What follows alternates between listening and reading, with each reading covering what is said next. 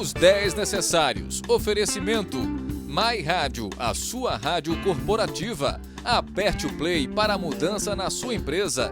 Acesse www.myradio.net.br e confira. Plaquete 10 necessários Paulo Pedrosa.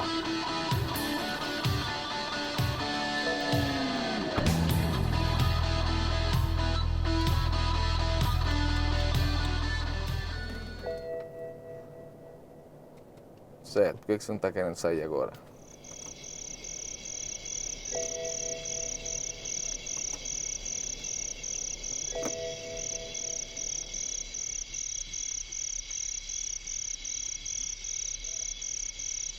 A gente tá tentando gravar o programa, né? Porque agora eu tô me batendo na marcha, né, do carro, né? A gente tá assim, modernidade.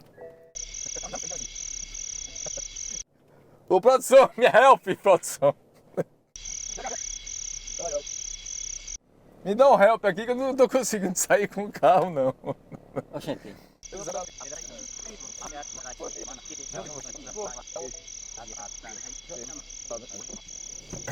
Agora sim, entendeu? É muita modernidade, carro importado. Eu vou dizer uma coisa, viu? Até que vir a gente vai sair essa gravação, deixa eu zerar meu cronômetro.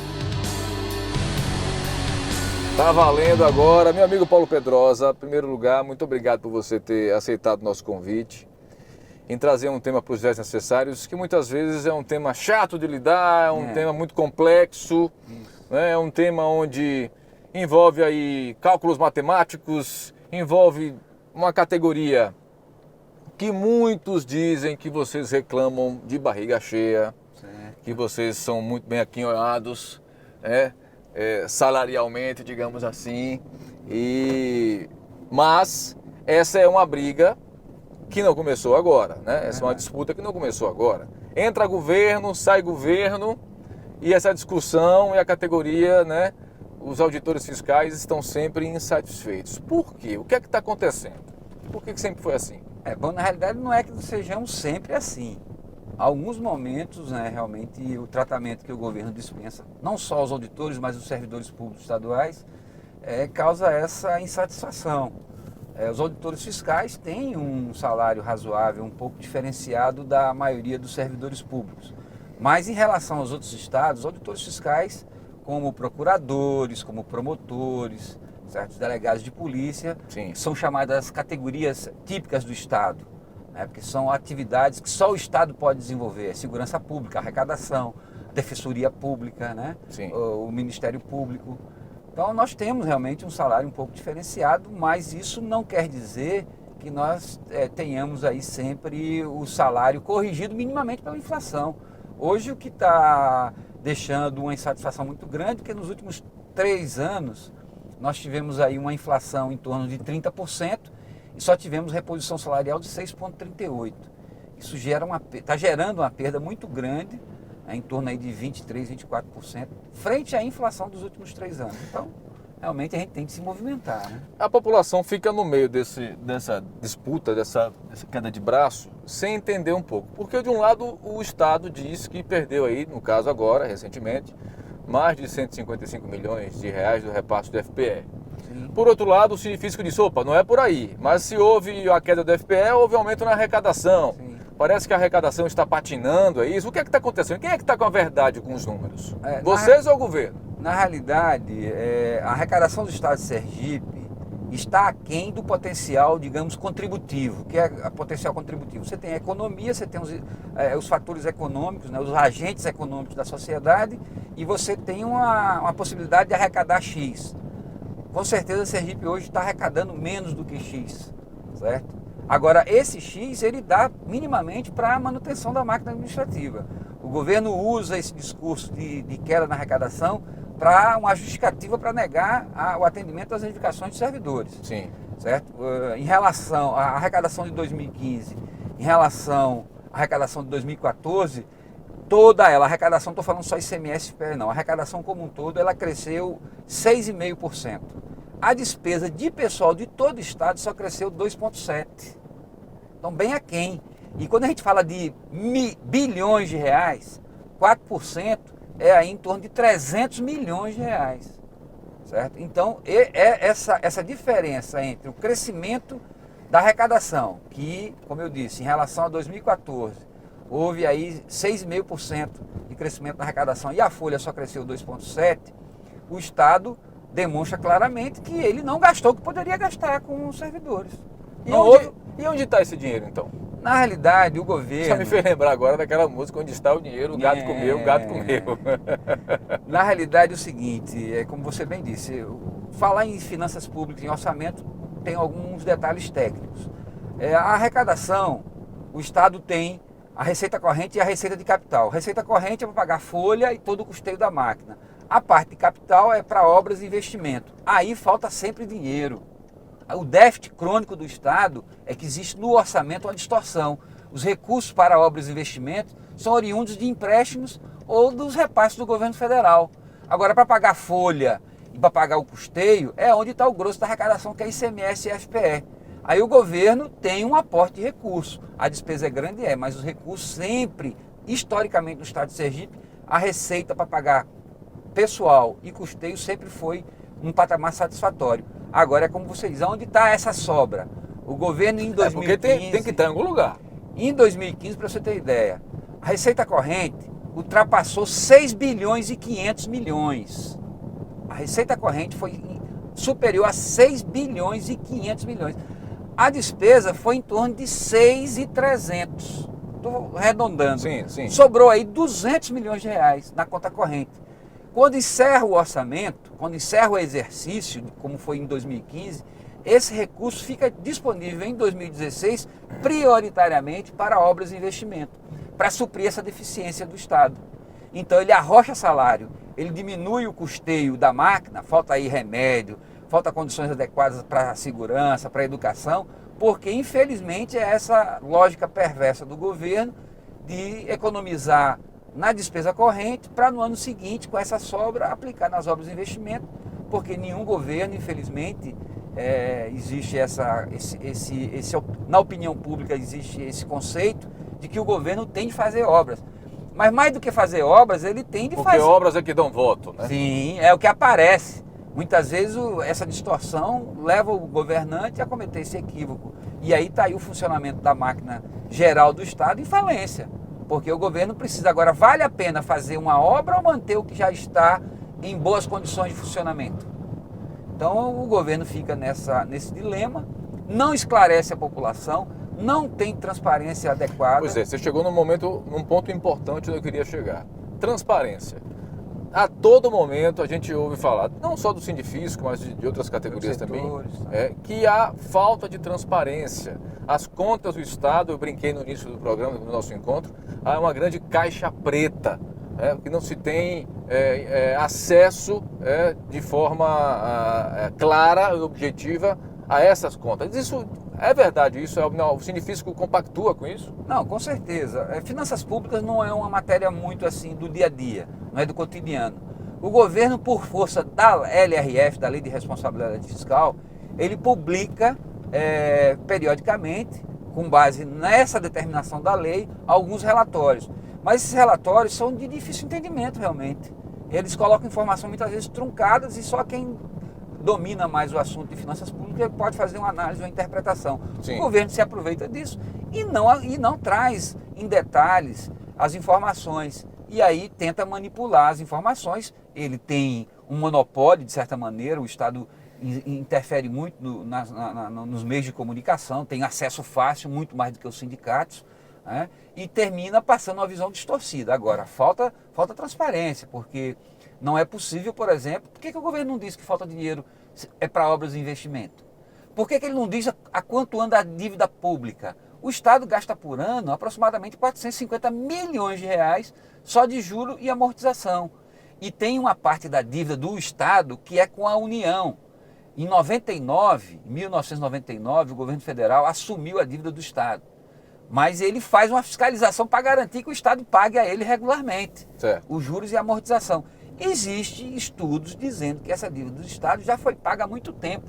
Só que hoje, se em 1999, o governo devia lá 1 bilhão de reais. Essa dívida está em 2 bilhões hoje e o Estado já pagou 3 bilhões. É essa a matemática.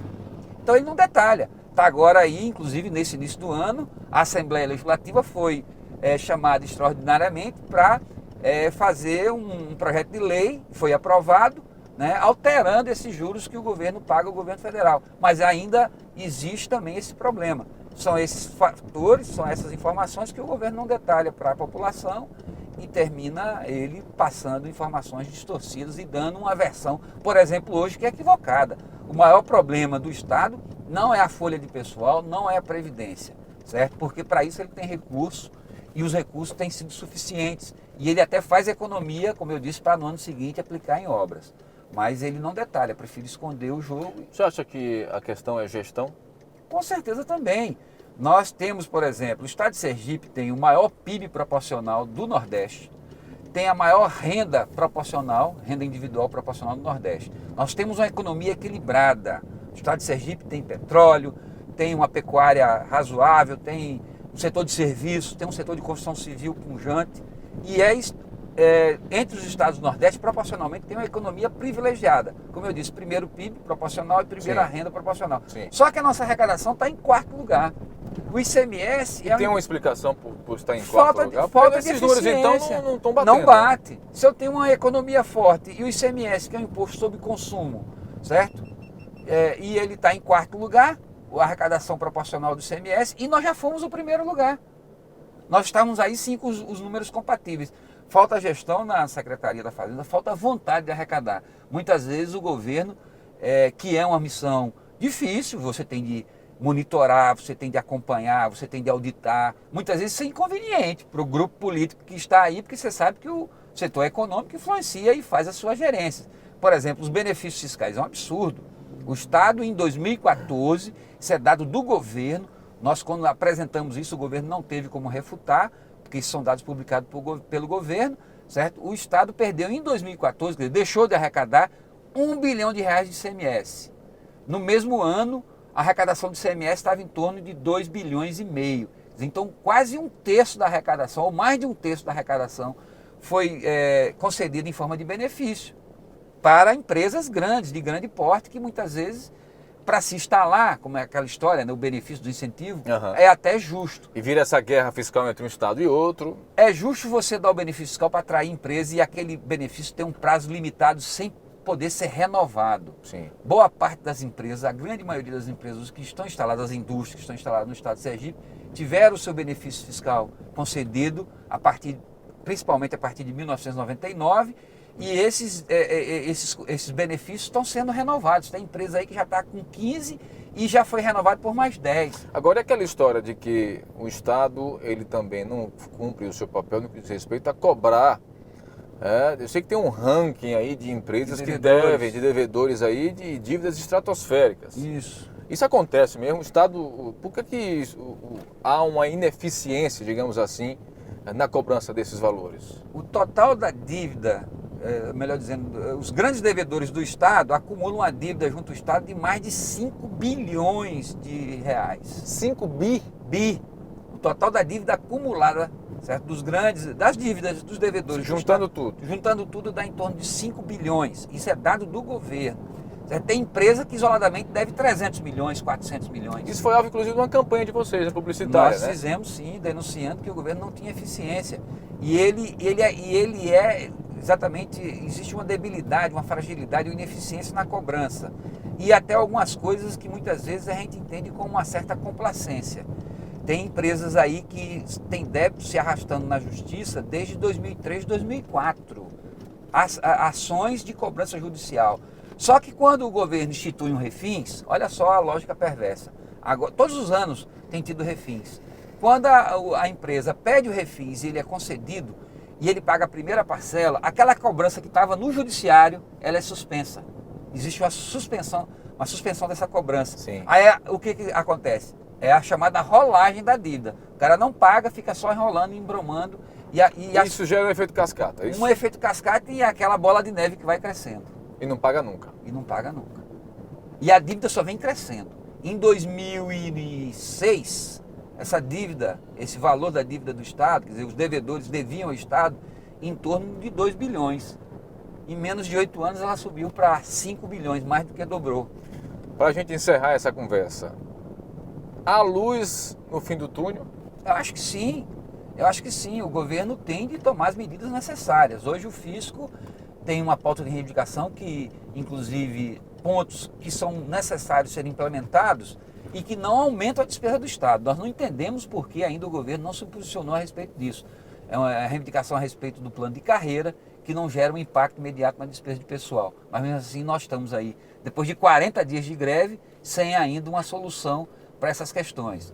E se o governo tiver vontade de solucionar, em resolver os problemas da Secretaria da Fazenda, nós podemos ter sim, com certeza, uma luz no fim do túnel. Tomara, porque aí cresce o Estado, ganha a população, o Estado cresce, desenvolve, né? Enfim, isso tem que se chegar a um denominador comum e essas querelas devem ser colocadas em segundo plano e o bom senso sempre imperando, né? Da nossa parte sempre vai existir esse objetivo de resolver os problemas e dar continuidade às atividades normais para contribuir, como você bem disse, com o engrandecimento do Estado, fortalecimento do serviço público e a população, que é o grande contribuinte dos impostos, tem um serviço de qualidade realmente, né, como retorno. Bom, quero só deixar claro aqui e deixar à disposição o programa, né, para quem quiser aí do Governo do Estado, da Secretaria da Fazenda, o próprio secretário, seus assessores, enfim, estamos à disposição para que a gente possa aí fazer o bom jornalismo, mostrar também o outro lado da história, o outro lado da moeda, tá bom? Está à disposição aí do Governo do Estado para que eles possam também se manifestar aqui nos 10 necessários.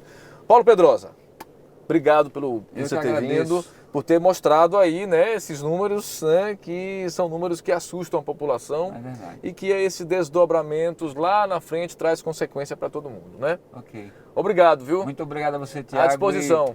Parabéns pela iniciativa de tomar esse formato novo da comunicação, de trazer dados, informações para a população, que isso é muito bom. Muito obrigado, a gente está fazendo a nossa parte. Okay. Obrigado. Semana que vem a gente volta com outra importante entrevista sobre rodas, dando uma voltinha em Aracaju.